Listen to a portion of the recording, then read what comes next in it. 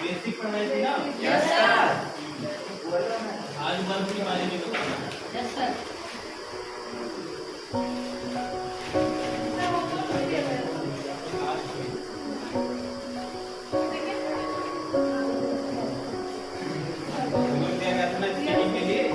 कितने लाइन बनाए थे? सिर्फ 12, 112, 120 होगा। 120।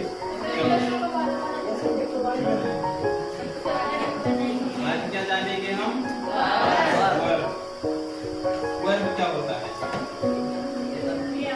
इसकी डिफिनीशन होती है, कोई वर्ब पूछे तो इसकी डिफिनीशन क्या होती है?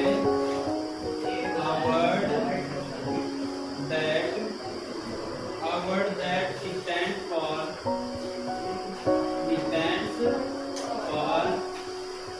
doing and being something. Being something is called verb. ठीक, तो इसमें दो टर्म आए हैं, आपका एक डूइंग है, एक बीइंग है। डूइंग मतलब क्या होता है? और बीइंग।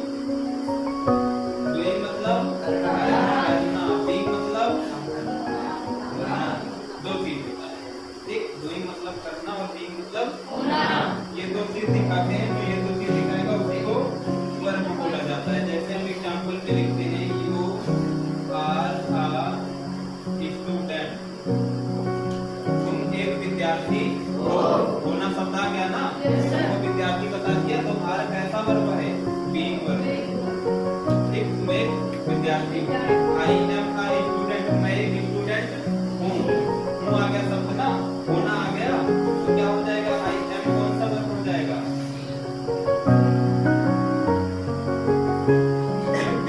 हो जाएगा बीइंग। ठीक, अब दूसरा बात करते हैं डूइंग की। डूइंग क्या होता है? डूइंग होता है होना। बाकी सारे शब्द आपके डूइंग ही होते हैं, जितने भी वर्ब में आपके शब्द हैं डूइंग में। ठीक, जैसे एग्जांपल में हमने क्या कहा? गो मतलब जाना। जाना। ठीक, ना शब्द आ गया ना? इसको याद रख लेना, जिसके लास्ट में हम क्या लगा सकते हो? ना। उसको क्या बोलते हैं? Doing verb. ठीक, वो होता है आपका डूइंग वर्ब। तो अभी सिर्फ वर्ब की डिफिनीशन चल रही है, वर्ब कुछ बहुत ज्यादा चीजें भी आगे नहीं पढ़ेंगे। क्या है वर्ब? वर्ब एक ऐसा शब्द है जो किस पे आधारित है? डूइंग पे और बीइंग पे। डूइंग मतलब होता है करना, बीइंग मतलब होना। बीइंग आपके वर्ब होते हैं, जैसे इस्तेमाल वर्ब, ये सारी चीजें। ठीक, इसको भी आगे करवाते हैं। तो डूइंग और बीइंग का मतलब समझ गए? हाँ, बीइंग मतलब होना। जैसे यू आर अ स्टूडेंट, तुम एक स्टूडेंट हो। ठीक, तो हो आ गया ना, होना आ गया, तो बीइंग हो गया। ठीक,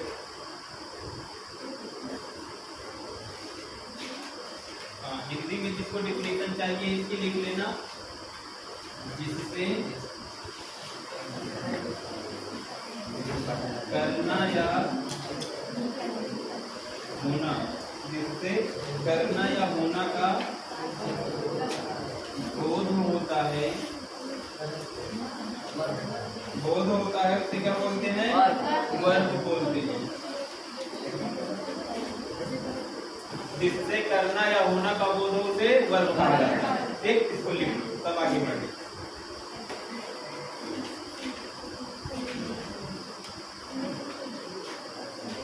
इससे करना या होना का बोध हो उसे वर्ब कहते हैं। A word that stands for doing and being something is called verb. English में ज्यादा याद करो, इंग्लिश का ही ज्यादा काम लिखने वाला है। ठीक है, आ रही है सही? हाँ सर जी, बढ़िया होता है। ईयरफोन नहीं लाएंगे तो आवाज ज्यादा है, आवाज कम किया है।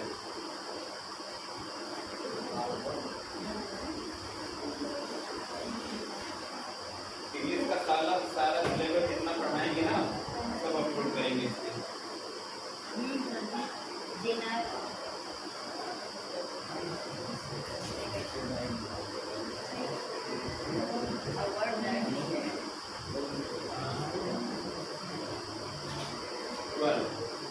वर्ब की भी लिख लो, नहीं तो बाद में कोई वर्ब क्रिया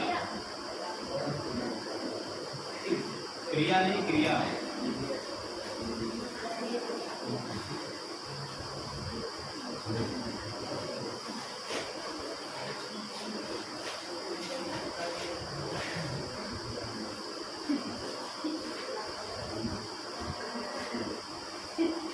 बेसिक जानकारी साउंड की हो गई है, बेसिक वर्ब हो जाए तब आगे बढ़ा जाए। ठीक, कहोगे तो एक दो से फोनेटिक साउंड पे भी चलेंगे। फोनेटिक साउंड जो बताए थे ना 20 वावल होते हैं, तो वो 20 वावल का साउंड, वो लेटर क्या होता है, सिंबल क्या होता है, उसके बारे में पढ़ लिया जाए। क्यों? जैसे इंग्लिश जब आप पढ़ोगे तो जहाँ जाओगे वो सब बताएंगे कि 44 साउंड हैं, 26 लेटर हैं, 20 वावल हैं, 24 कॉन्सोनेंट हैं। लेकिन जब वावल की बात की जाएगी तो 5 ही वावल बताते हैं, बाकी 15 वर्ड कहाँ गए, 15 साउंड कहाँ गए, तो 15 के सिंबल क्या होते हैं उनके बारे में। तो 1-2 दिन की क्लास रहेगी, कहोगे तो भी करवा देंगे, नहीं तो आगे बढ़ा जाए। ठीक,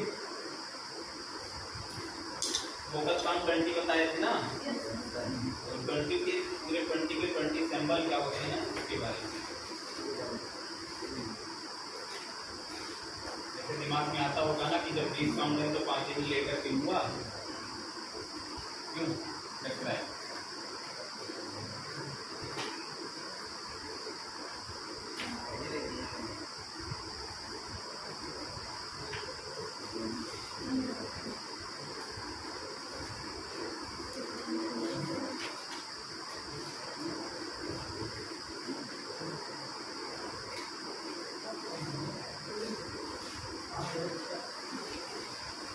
हो गया?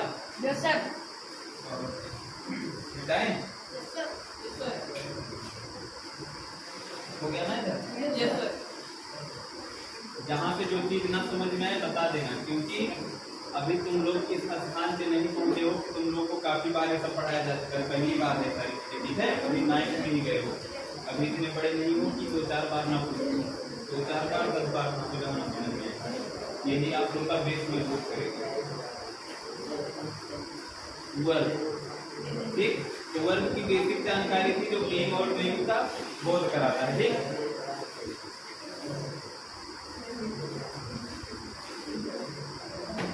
बीइंग और डूइंग, करना और होना जो दिखाए वही वर्ब है, वही क्रिया है। अब देखो जो डूइंग वर्ब होता है, डूइंग, यही आपका मेन वर्ब बोला जाता है। क्या? मुख्य क्रिया, मेन वर्ब। और जो ये होते हैं इनको एक्सिलरी वर्ब बोला जाता है। एक्सिलरी वर्ब का नाम सुने होंगे ना, axillary verb.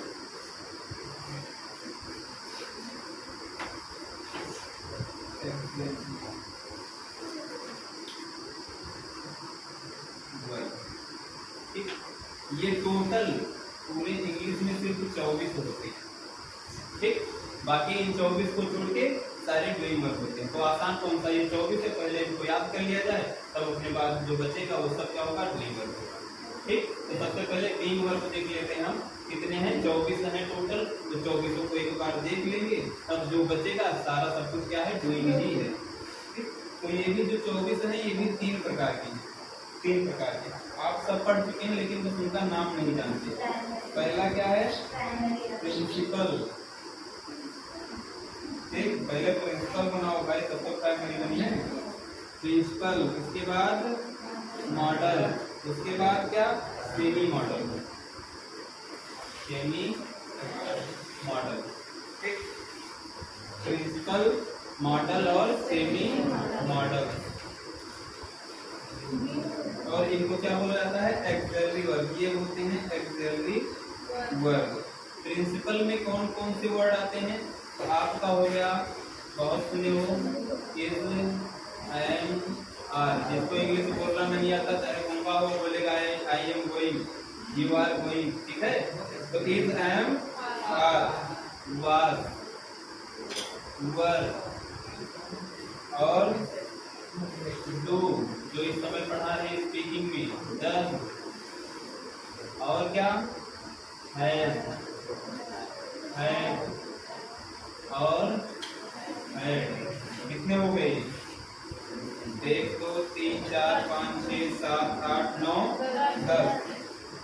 Has, have, had, did नहीं होता है, यानी एक कम हो रहा है, डिड पास्ट टेंस के लिए होता है। तो इनकी संख्या कोई पूछे कितनी है तो 11। प्रिंसिपल वर्ब कितने होते हैं? 11। इनकी संख्या होती है 11। मॉडल्स की संख्या होती है 10। ठीक, ये होते हैं can, could, may, might, shall, should और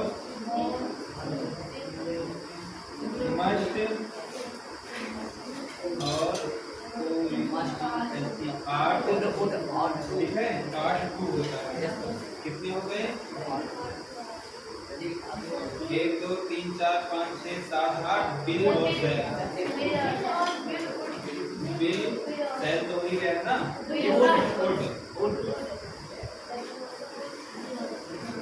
गुड ना। ठीक, हाँ 10 हो गया। Can, could, may, might, shall, should, must, 8 to will, ये 10 आपके होते हैं मॉडल। इनको क्या बोला जाता है? मॉडल बोला जाता है। और इन्हीं से सेल और बिल और सेल को निकाल के फ्यूचर बना देते हैं। ठीक, अभी जब वर्ब और आगे पढ़ाएंगे तो उसमें बताएंगे फ्यूचर टेंस नहीं होता है। उसके बाद तीसरा आपका सेमी मॉडल क्या होता है? Semi model. सेमी मॉडल की संख्या सिर्फ 3 होती है। 10 और 11 मिलके 21 हो गया, बचा 3। ये 3 क्या होते हैं? Need, where, use to. Need, dare, use to, ये 3 होते हैं सेमी मॉडल। ठीक, तो इनको डिफाइन कर दिया। वर्ब एक्चुअली वर्ब कितने टाइप के? 2, बीइंग और डूइंग। बीइंग वर्ब कितने टाइप के? 3। Principal, modal, semi modal. Principal आपके जो सहायक क्रिया होती है जिसको एक्चुअली वर्ब बोलते हैं, इस्तेमाल वाज कर होकर है डिड। और मॉडल क्या होता है? Can, could, may, might, shall, should, must, ought to, will, could. Semi modal क्या होता है? Need, where, to. ठीक, 24 होते हैं कौन से? बीइंग वर्ब आपके। ठीक, इन्हीं को एक्चुअली वर्ब बोला जाता है। अब इन्हीं को छोड़ करके बाकी दुनिया में जितने वर्ब हैं वो सब क्या होते हैं? डूइंग। ठीक, अब डूइंग तो इसको लिख लो।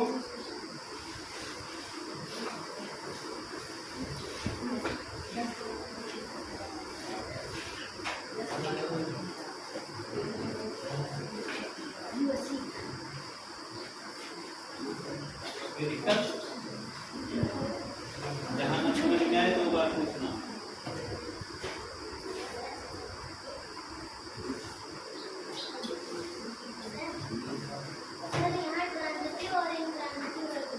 हम बीइंग पढ़ रहे हैं ना, वर्ब में सब बताएंगे, देखती जाओ। हाँ, प्रिंसिपल बोलो, प्राइमरी बोलो, प्राइमरी में तो प्रिंसिपल होते हैं। काहे इतना कठिन वर्ड याद करोगे? मार्जिनल किसके दिमाग में आएगा? मॉडल तुम्हारे दिमाग में, उसी के साथ सेमी लगा दो। अब तुम मॉडल याद करोगे तो मार्जिनल याद करोगे, कोई चीज जब पढ़ो तो उसी से रिलेट करते जाओ, एक एक वर्ड। ठीक है,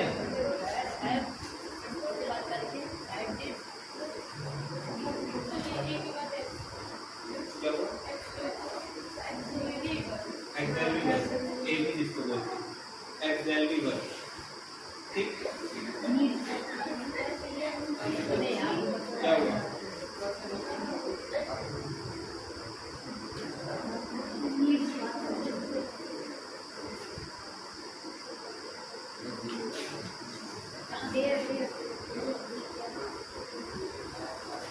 आज वर्ब एकदम क्लियर कर डालो।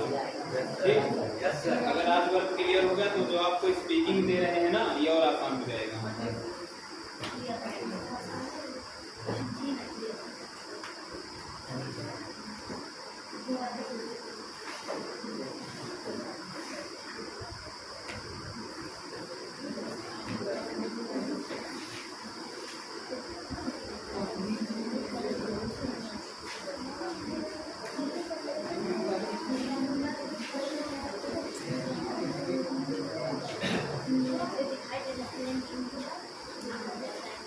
अब कोई पूछे वर्ब क्या होता है तो बता लोगे ना? डेफिनेशन तो याद ही हो गई होगी।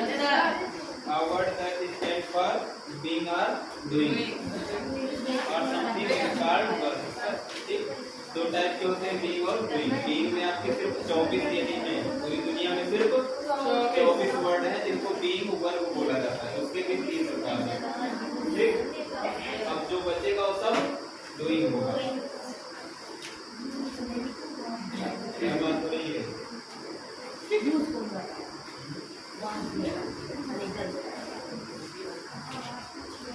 अरे वाह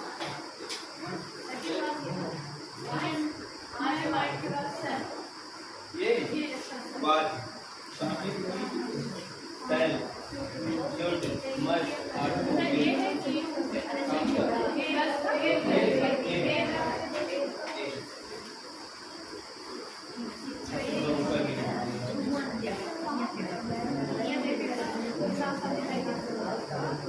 आवाज ले रहा है कि क्वालिटी तो बढ़िया आ रही है, क्लियरिटी आ रही कि नहीं?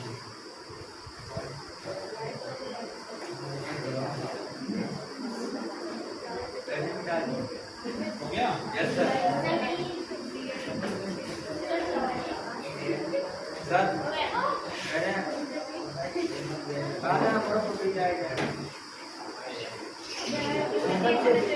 मेहनत करो, 10th में पहुंचो, पेपर में फोटो छपवाओ। क्यों? कोशिश करो कि फोटो मेरे इसमें आए।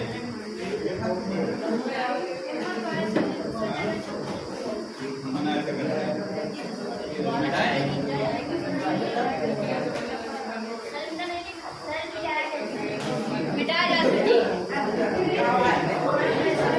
इसका जो छूटेगा यूट्यूब पे मिल जाएगा। आप मिटावा जाए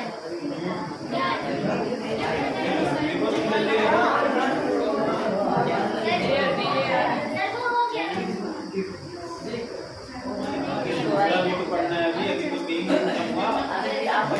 पढ़ना है ना,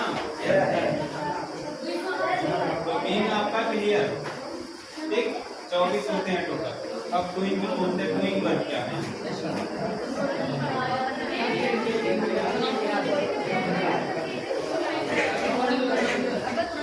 डूइंग वर्ब क्या होता है? इसको क्या बोलते हैं? मेन बात मेन वर्ब बोला जाता है। ठीक, मेन वर्ब बोला जाता है। इसकी 3 कैटेगरी होती है। फर्स्ट के अंतर्गत क्या आता है? ए हम लिखते थे। ए में आपका आता है ट्रांसटिव। सुकून मिला आत्मा का? कहते हैं हाँ।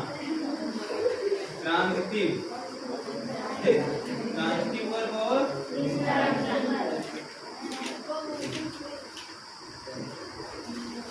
Intransitive verb.